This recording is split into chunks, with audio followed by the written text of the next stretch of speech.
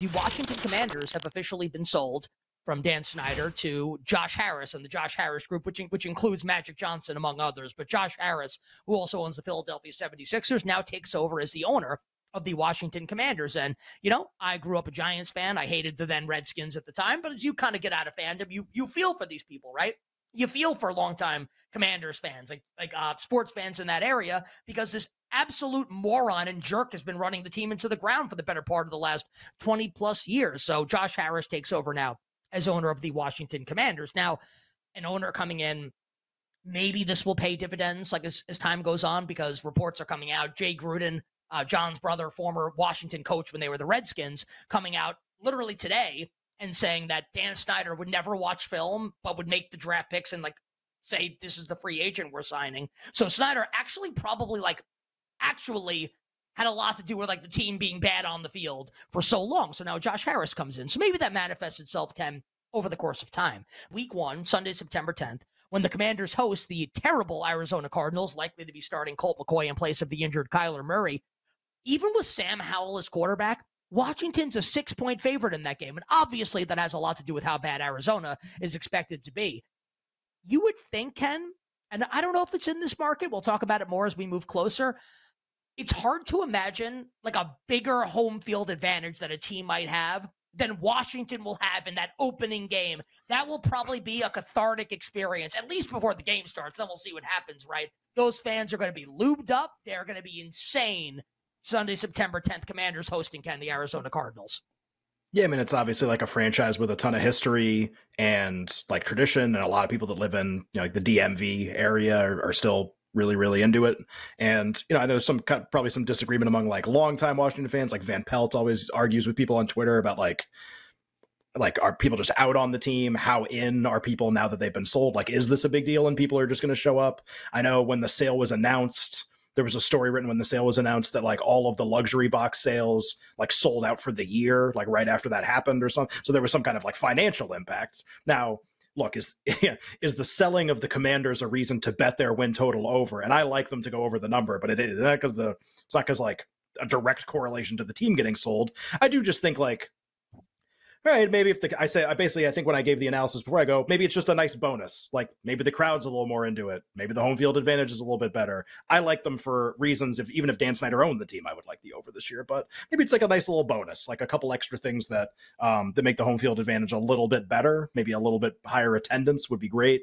But yeah, just it will be the most interesting aspect of this is going to be, okay, in the next 5 years, can it just be, and it doesn't even have to, that they have to be good.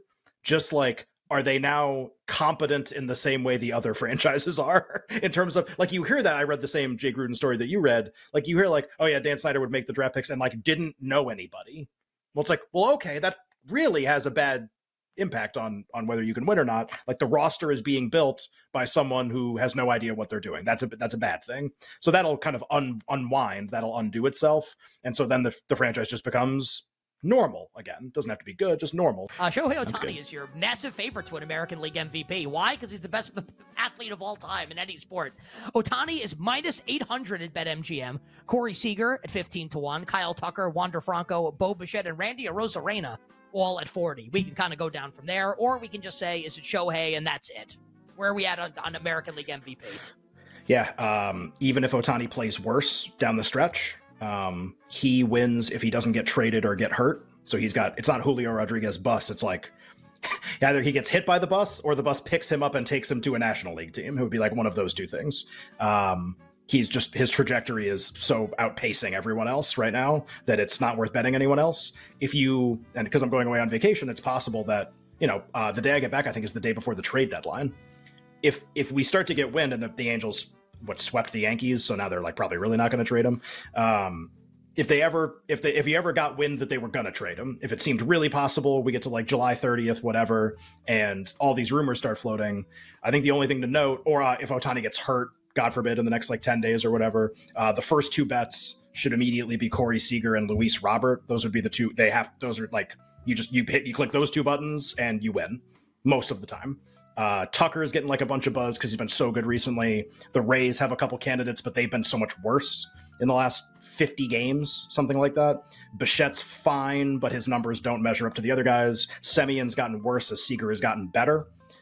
Seager's knock is that he missed the first month-ish of the season, so he's only going to finish with like 125 games. But if Ohtani gets traded, like a weird guy is going to win. The guy, two players who have the best offensive numbers and who project really well, and Seager plays for a team that's really good.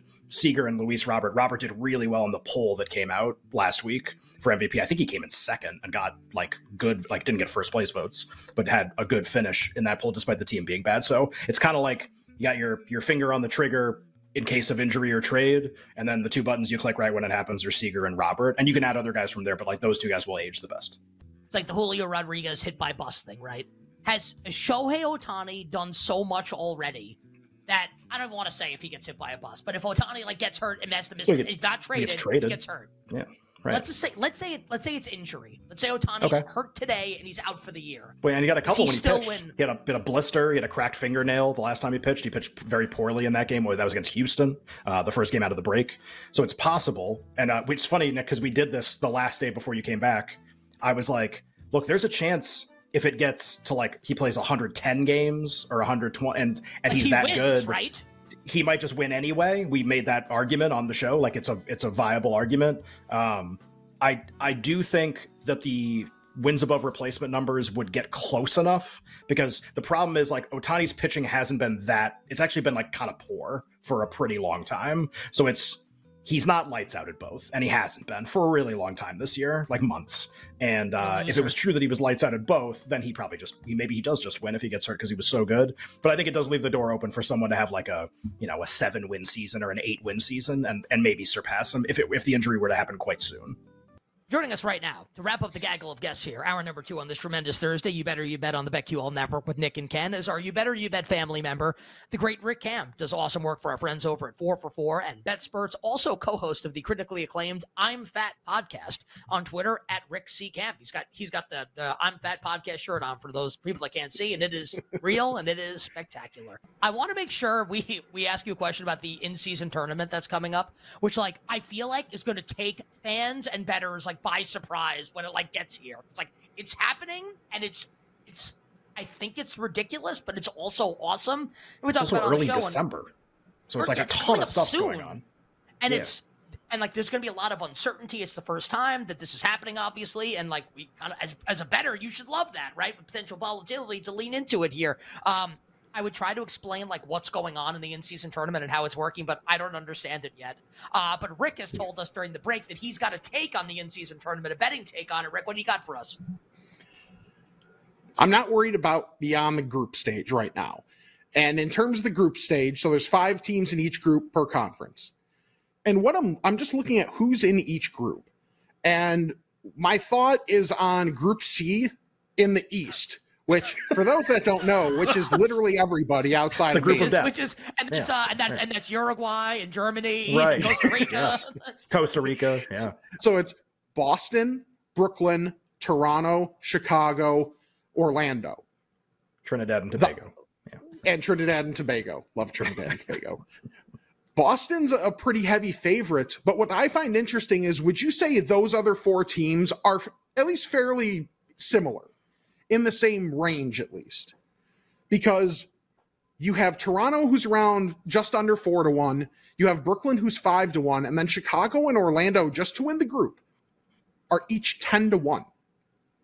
So if you have a Boston team that has a bunch of new guys who could get hurt, this is really early in the season. They're still trying to gel, maybe because of their aspirations of everything else. They just don't care quite as much about these games.